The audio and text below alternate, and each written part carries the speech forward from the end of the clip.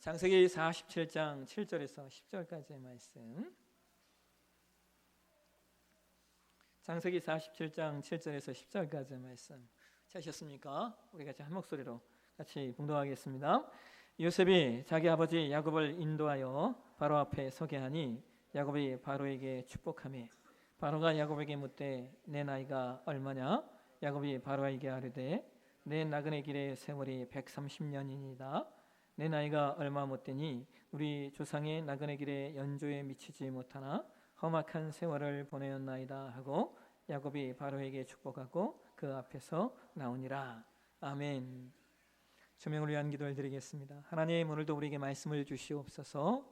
주의 말씀이 우리 가운데 증거되어질 때 이 말씀 속에서 오늘 나에게 말씀하시는 주의 음성이 내 마음 가운데, 내 영혼 가운데 들려지길 소망합니다. 그래서 오늘도 새 힘을 주시고 또 우리를 새롭게 하시고 또 우리를 세우시는 아버지의 영광이 우리 가운데 이루어지게 도와주옵소서. 성령님 조명해 주셔서 잘 깨닫게 하시고 이 말씀이 한 주간의 삶과 능력이 되게 도와주옵소서. 거룩하신 예수님의 이름으로 기도합나이다. 아멘. 다시 창세기 강의로 돌아왔습니다. 오늘 창세기 강의 169번째 시간, 야곱이 말하는 인생이라고 하는 제목으로 오늘 말씀을 나누도록 하겠습니다. 쿠바 북쪽의 해안 멕시코 만류에서 작은 배를 띄워서 물고기를 잡는 늙고 가난한 어부가 있었습니다.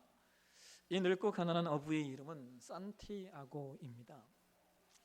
늙고 가난한 어부인 산티아고는 이웃에 마놀린이라는 이름을 가진 아이를 배의 조수로 두고서 그와 함께 배를 타고 물고기 잡는 것을 기쁨으로 여겼습니다.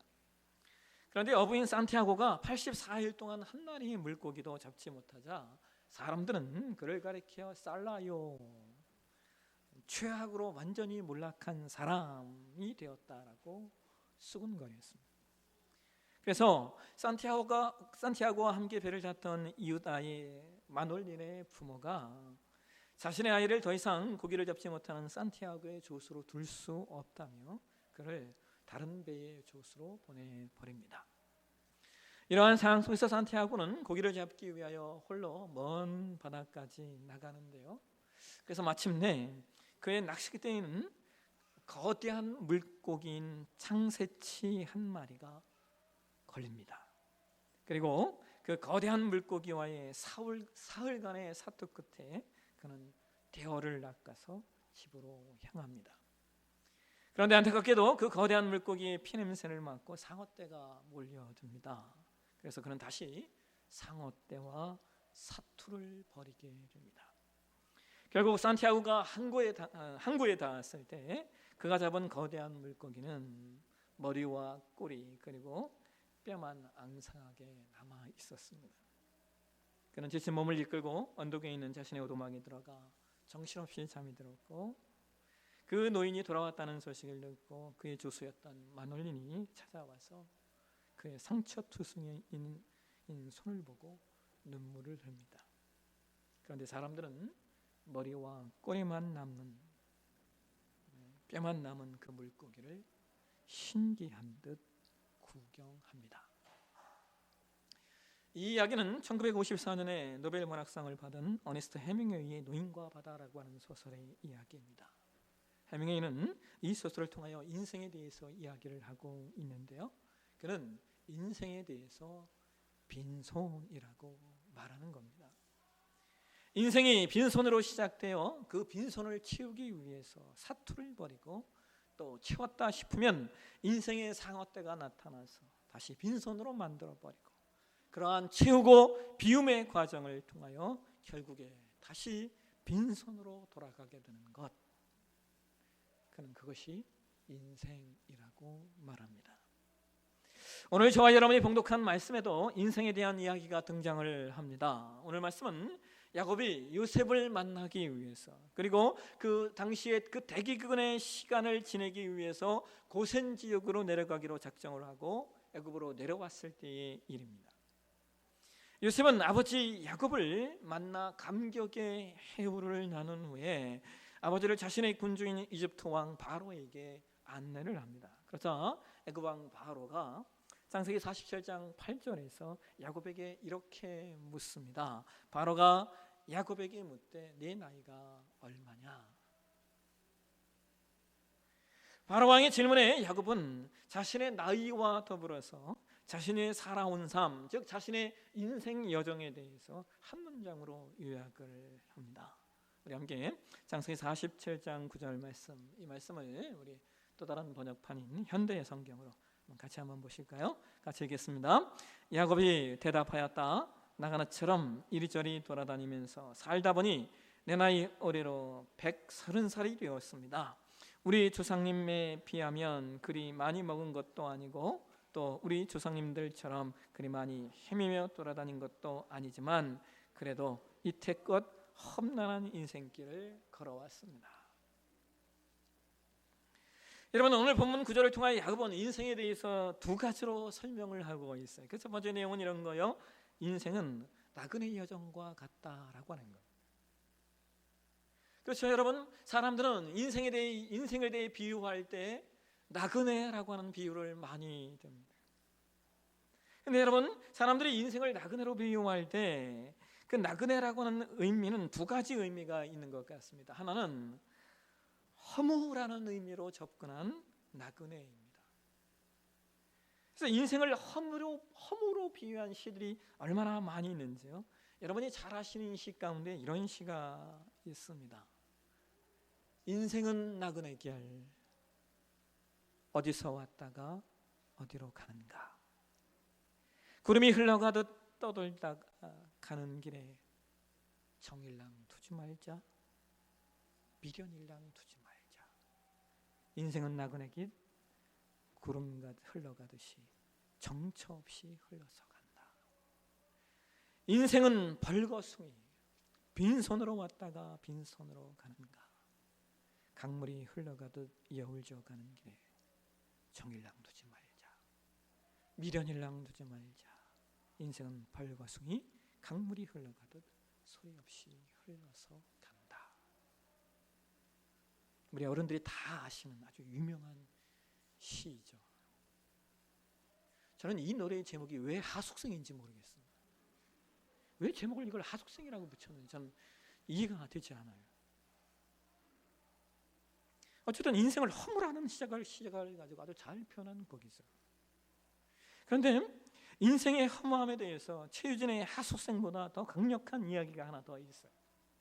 러시아의 대문했던 톨스토이가 그의 인생론, 그의 참화력에서 이런 이야기를 합니다. 한 나그네가 광야를 지나다가 사자를 만났어요. 사자를 피하기 위해서 물이 없는 우물 속에 급하게 뛰어들어가 칡농쿨을 붙잡게 되었습니다. 그런데 우물 속에 들어갔더니 저 아래 큰 뱀이 먹잇감이 떨어지나 보다 하고 입을 크게 벌리고 있습니다. 위에는 사자, 아래에는 뱀. 그는 이러지도 못하고 저러지도 못하고 칡농쿨에 매어 달려 있는데 갑자기 흰쥐와 검은쥐가 나타나서는 그 칡농쿨을 갉아내고 있는 겁니다. 이제 얼마 안 있으면 떨어져 죽게 되었구나 하고 있는데 주위를 돌아보니까 꿀벌이 만들어 놓은 꿀이 있는 거예요. 이 나그네가 얼마 안 있으면 죽을 텐데 그 꿀들을 보고 혀로 핥아서 꿀을 핥아서 먹습니다. 그리고는 이 나그네가 뭐라고 말하냐면요, 연신 감탄사를 바랍니다.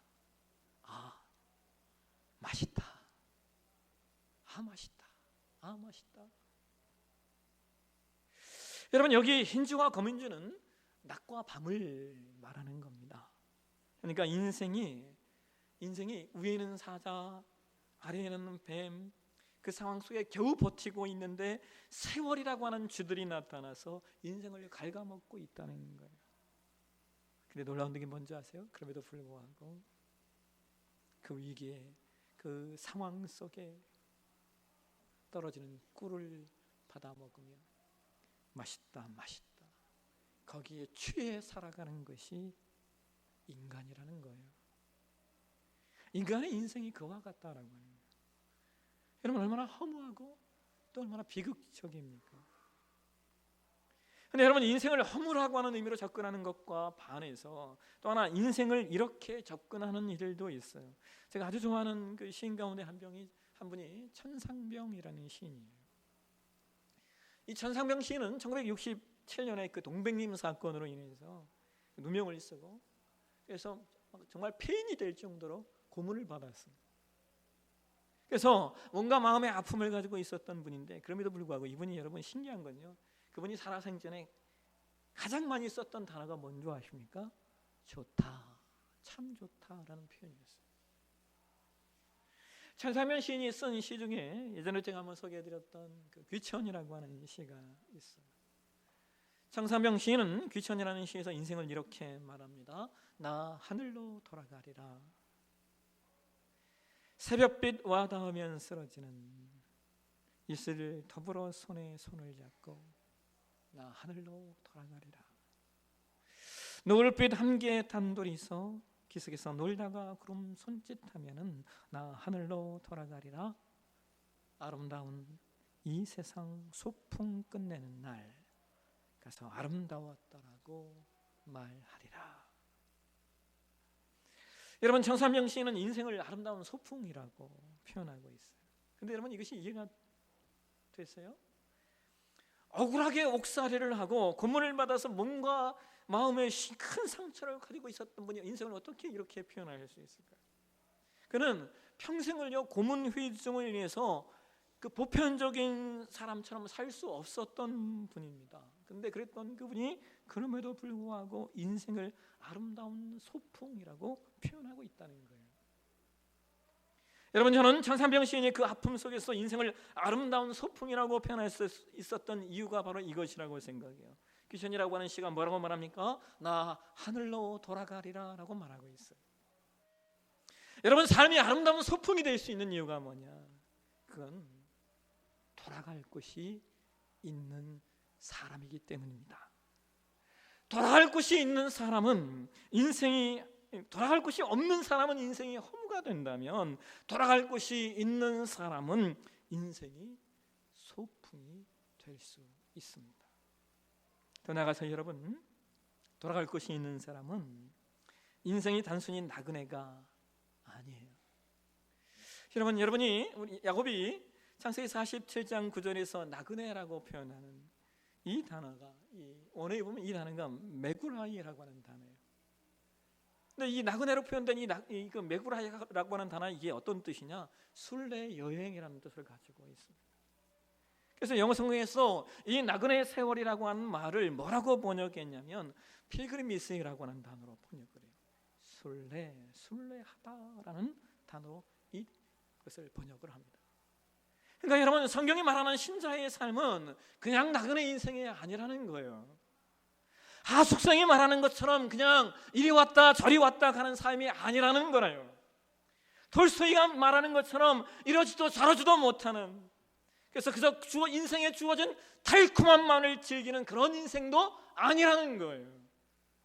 성경이 말하는 신자의 삶은 필그림, 순례자의 여정, 순례자의 인생이라고 말하는 겁니다.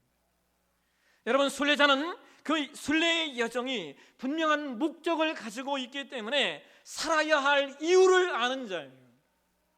내가 지금 존재하는 이유를 알고 나를 보내신 이의 목적을 따라 오늘을 살아내기로 결정한 자, 그가 순례자입니다. 그리고 순례자는 돌아갈 고향이 있기 때문에 분명하게 내가 가야 할 곳을 알고 있기 때문에 오늘을 절망하지 않고 오늘을 포기하지 않고 목적지를 향하여 오늘을 나아가는 겁니다. 여러분 그것이 성경이 말하는 신자의 삶이요, 그것이 성경이 말하는 신자의 인생입니다. 여러분 우리의 존재성을 잊지 마십시오. 오늘 야곱은 신자의 삶, 신자의 인생을 그냥 나그네가 아니라 순례하는 인생이라고 말하고 있습니다. 두 번째, 오늘 본문 구절을 통하여 야고보는 인생에 대해서 이렇게 이야기를 하고 있어요. 우리 구절 말씀 우리 한번 다시 한번 보실까요? 구절 말씀입니다. PPT에 없는데요. 우리 구절 말씀 우리 다시 한번 같이 한번 읽겠습니다. 야곱이 바로에게 이르되 내 나그네 길의 세월이 130년이다. 내 나이가 얼마 못되니 우리 조상의 나그네 길의 연조에 미치지 못하나 험악한 세월을 보내었나이다 하고, 여러분 야곱은 자신의 인생을 이렇게 표현하고 있어요. 험악한 세월이었다고 말입니다. 그렇죠. 여러분 야곱의 삶은 그의 고백처럼 참 험악했습니다. 그는 형을 속에서 장자의 권리를 팥죽 한 그릇에 샀다가 이것으로 인하여 생명의 위협을 받게 됐어요. 살겠다고 외삼촌 라반의 집으로 도망했어요. 그런데 외삼촌 라반의 집에서 외삼촌에게 속아서 무려 14년 동안 일해요. 그동안 라반은 품삯을 10번이나 바꾸면서 야곱을 속입니다. 형을 속였던 야곱이 외삼촌에게 철저하게 속임을 당하는 거예요. 이후 외삼촌과 결별하여 고향으로 돌아오게 되지만 야곱은 형 에서의 복수가 들어와서 약복강가에서 생명을 건 기도의 싸움을 해야 했고, 거기서 허벅지 관절이 위골되어 그런 평생의 장애를 갖게 됩니다. 거기서 겨우 형과 화해했지만 야곱은 다시 하나밖에 없는 딸, 그 디나가 세겜이라는 그 지역의 주장에게 성폭행을 당하는 아픔을 겪어야 했습니다. 여러분 상상이 되세요? 하나밖에 없는 딸이 외간 남자에게 성폭행을 당한다라고 하는 것이 이것이 얼마나 큰 고통입니까? 그런데 그보다 더 고통스러운 일이 금방 또 일어나요. 야곱의 아들들이 복수국을 벌려서 세겜과 그의 족속들을 몰살시켜 버린다라고 합니다. 이로 말미암아 야곱은 가나안 족속이 연합하여 혹시 자신의 가족과 집안들을 공격할까 몹시 두려워 떨게 됩니다. 여러분 살면서 누가 나를 공격할까 봐 걱정하고 누가 나를 무너뜨릴까 두려워한다라고 하는 거예요. 여러분 이게 얼마나 큰 아픔입니까? 근데 여러분 그 무엇보다도 야곱의 큰 고통이 뭔지 아십니까? 야곱은 자기 아들 요셉이 죽었다고 생각하고 살았다는 거예요. 야곱은 긴 시간 동안 아들을 잃어버린 사람으로 삶을 삽니다. 여러분 자식을 먼저 보내야 했던 이의 고통을 여러분 아십니까? 저는 솔직히 말씀드리면 그 아픔을 몰라요. 왜냐하면 이것은 제가 당해본 일이 아니기 때문이죠. 어찌 당해보지 않은 일을 대해서 그 아픔을 이야기할 수 있겠습니까? 저희 어머니가 2년 전에 돌아가셨는데요. 돌아가시기 전에 저를 그 수익자로 해서 작은 보험 하나를 내게 들어놓으셨어요. 제가 수익자니까 제가 가서 찾아야 돼요. 그래서 제가 작은 얼마 되지 않는 보험이지만 그걸 제가 찾을 수가 없는 거예요.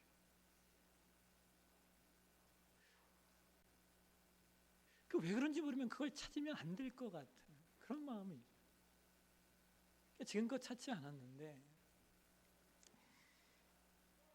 최근에 우리가 그 건축 사기당했던 재정이 이렇게 돌아올 때 그 재정에 한 4천만 원 정도가 공탁금으로 이렇게 들어왔던 게 있어요. 그래서 저는 그걸 이렇게 찾으러 가기 위해서 서류들을 준비하고 그걸 찾으러 이렇게 나가다가 문득 든 생각이 이번에 이거 하면서 어머니 보험도 찾자라는 마음을 먹었어요. 근데 여러분 제가 보험금 찾아오면서요 얼마나 울었는지 몰라요. 그냥 막 눈물이 나는 거예요. 그 왜 그랬는지를 왜 그렇게 눈물이 나는지를 모르겠어요. 그냥 막 한없이 그냥 눈물이 흘러. 그런 마음이 좀 있었던 것 같아요. 어머니가 나를 위해 남겨두신 요걸 찾으면 어머니가 나를 위해 했던 것이 없어지나 뭐 그런 마음이 제 내에는 있었던 것 같아요. 그걸 그냥 갖고 싶은 마음. 근데 이걸 찾고 나니까 왠지 왜 이렇게 허무한 마음이 막 들죠? 한참을 울었어요. 근데 여러분, 자식을 잃은 분은 어떠하겠습니까? 그 아이가 썼던 물건만 보아도 보고 싶지 않을까요? 그 아이를 생각만 해도 눈물이 나지 않겠습니까? 야곱도 그러했을 거예요. 그것이 얼마나 큰 고통이고 눈물이고 아픔이겠습니까? 그렇다면 여러분, 문제는 이거예요. 왜 하나님이 우리 삶에 이와 같은 험악한 과정을 허용하시는가라는 거예요. 나의 잘못의 어떤 결과로 주어진 거라면 그래도 좀 이해가 되죠. 그런데 우리 삶에는 나의 잘못과는 전혀 상관없는 일들이 주어지는 경우들이 얼마나 많은지요. 왜 선하신 하나님이 그것을 그냥 놓아주시느냐라는 거예요. 여러분, 오늘 본문에 참 이해가 되지 않는 말씀이 등장을 해요. 그게 뭐냐면 창세기 47장 7절 말씀과 그리고 10절 말씀이에요. 우리 이 말씀 한번 세번역 성경으로 한번 보실까요? 같이 한번 읽겠습니다. 요셉은 자기 아버지 야곱을 모시고 와서 바로를 만나게 하였다. 야곱이 바로를 축복하고 나니 10절입니다. 야곱이 다시 바로에게 축복하고 그 앞에서 물러났다. 여러분, 이 말씀이 이해가 되세요? 여러분, 그 당시에 고대 이집트는요, 왕을 태양신의 화체라고 생각했어요. 즉 현현된 태양신이다라고 생각을 했어요. 그래서 그 존귀한 이름을 그냥 부를 수 없다 해서 그가 살던 궁전 이름을 큰 집이라고 하는 이름을 가진 바로라고 불렀고, 후에 그 큰 집이라고 하는 이 단어가 그냥 자연스럽게 왕조의 이름이 되었어요. 여러분, 고대 애굽인들은요, 바로를 얼마나 존귀한 통치자로 여겼는지요. 그 대표적인 예가, 백성들이 바로가 죽으면요, 그의 시체를 그냥 썩지 않도록 보존하는 것이 그들은 국민의 의무, 백성의 의무라고 생각했습니다. 그래서 그들이 만들었던 것이 뭐냐면요, 지금도 문명의 미스터리라고 말하는 피라미드예요. 그 놀라운 유적을 오로지 자신들의 왕을 위해서 만들었어요. 근데 여러분, 바로 이러한 왕, 당시 열국의 가장 강력한 왕이었던 바로에게 야곱이 축복하는 거예요. 근데 여러분, 이 축복하다라는 단어가 뭐냐면 이 단어가 어떤 단어냐면요, 두 손을 들고 강복의 기도를 드리는 거예요. 축도예요, 축도. 세상에서 가장 강력한 힘을 가진 사람 앞에 지금 야곱이 두 손을 들어서 내가 너를 축복한다라고 선언을 하고 있는 거예요. 여러분, 이것이 이해가 되십니까? 어떻게 이런 일이 가능했을까요? 우리 함께 창세기 27장 29절 한번 보실까요? 우리 같이 한번 읽도록 하겠습니다. 만민이 너를 섬기고 열국이 내게 굴복하리니 내가 형제들의 주가 되고 내 어머니의 아들들이 내게 굴복하며 너를 저주하는 자는 저주를 받고 너를 축복하는 자는 복을 받기를 원하노라. 여러분, 야곱의 인생에 험악한 일들이 있었던 이유 명확해지는 거예요. 그 모든 과정과 시간들을 통하여 창세기 27장의 말씀이 창세기 47장에 와서 성취되는 거예요. 그 모든 시간과 과정 속에서 야곱이 하나님이 원하시는 야곱으로 만들어져 가는 거예요. 어떤 야곱이요? 만민이 너를 섬기고 열국이 너희 앞에 굴복하리라. 사기꾼과 같았던 야곱이 누군가를 축복하는 존재로 세워지는 거예요. 여러분, 여기 너를 저주하는 자는 저주를 받고 너를 축복하는 자는 복을 받는다, 이 말은요, 이게 무슨 말이냐? 야곱 자체가 복이라는 말이에요. 야곱 자체가 복이다. 여러분, 이 말 이해하시겠어요? 여러분, 기억나세요? 하나님께서 아브라함에게도 이런 말씀을 하셨죠. 창세기 12장 2절 말씀 보실까요? 같이 한번 읽겠습니다. 내가 너를 큰 민족을 이루고 내게 복을 주어 내 이름을 창대하게 하리니 너는 복이 될지라. 여러분, 이 말씀은 세상의 어떤 소유나 어떤 조건이 복이 아니라 아브라함 자체가 복이라는 거예요. 그리고 이것은 야곱도 마찬가지라는 거예요. 그렇기 때문에 야곱이 그 바로 왕을 지금 축복할 수 있는 거예요. 여러분, 저와 여러분의 삶에 때로 험악한 일들이 있다면, 저와 여러분의 삶에 이해될 수 없는 환난이 있다면, 지금 저와 여러분의 삶이, 지금 저와 여러분의 인생이 복이 되어가고 있는 거예요. 우리가 복이 되어가고 있어요.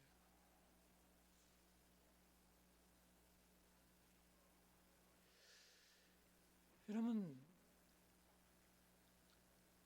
내 존재가 복이 되기 위해서, 나를 복으로 만들기 위해서 얼마나 많은 존재들이 수고를 하는지요. 이런 말을 이해하시겠어요? 나를 복으로 만들기 위해서 얼마나 많은 존재들이 수고하는지.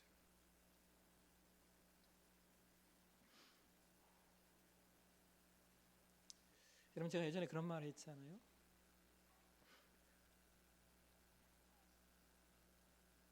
남편이 교회 나오지 않는다면 남편이 여러분 때문에 고생하는 거라고.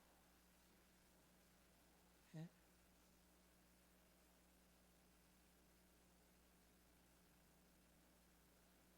내가 남편을 위해 간절히 기도하고 간절히 마음을 담으면서 내가 하나님께로 점점 더 가까이 나아가는 거예요. 내 남편이 나 때문에 수고하고 있어요. 나로 무릎 꿇게 하려고, 나로 하나님께 더 간절히 매달리도록 하려고 남편이 수고하고 있는 거예요. 마찬가지예요, 여러분.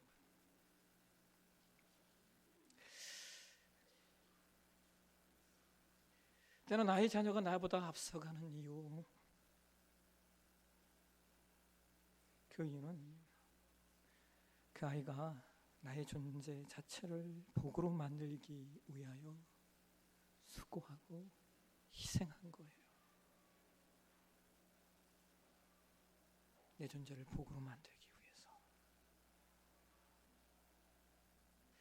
때로 내 삶에 이해할 수 없는 고통이 있는 이유, 하나님께서는 나를 복으로 만들기 위해서 얼마나 수고하고 계신지요. 그래서 사도 바울이 이런 고백을 해요. 보실까요, 여러분? 고린도전서 15장 10절 말씀 한번 보시겠습니다. 같이 한번 읽겠습니다. 그러나 나는 하나님의 은혜로 오늘의 내가 되었습니다. 나에게 베풀어 주신 하나님의 은혜는 헛되지 않았습니다. 나의 나 된 것, 하나님이 수고하신 거예요. 나의 나됨을 만들어가고 가기 위해서 하나님은 오늘도 내 삶 가운데 여전히 일하고 계셔요.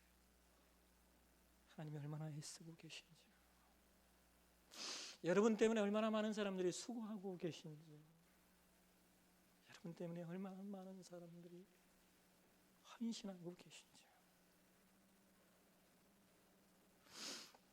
여러분, 야곱은 인생을 단순히 나그네가 아니라 순례하는 여정이라고 말하고 있어요. 순례자는 반드시 돌아가야 할 곳이 있고 이 땅에 존재해야 될 분명한 이유가 있어요. 그 이유가 무엇입니까? 야곱의 인생에 하나님의 말씀이 성취되고 야곱의 존재 그 자체가 복이 되는 거예요. 그렇기 때문에 야곱의 인생에 험악한 세월이 있어야 했던 거예요.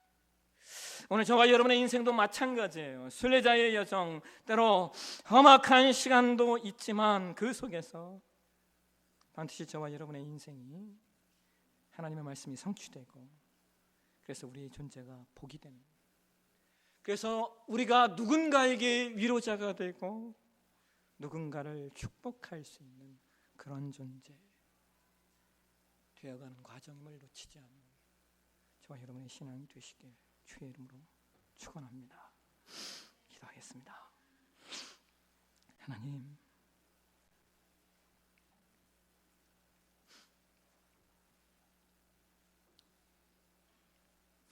하나님이 우리를 위하여 수고하고 계십니다.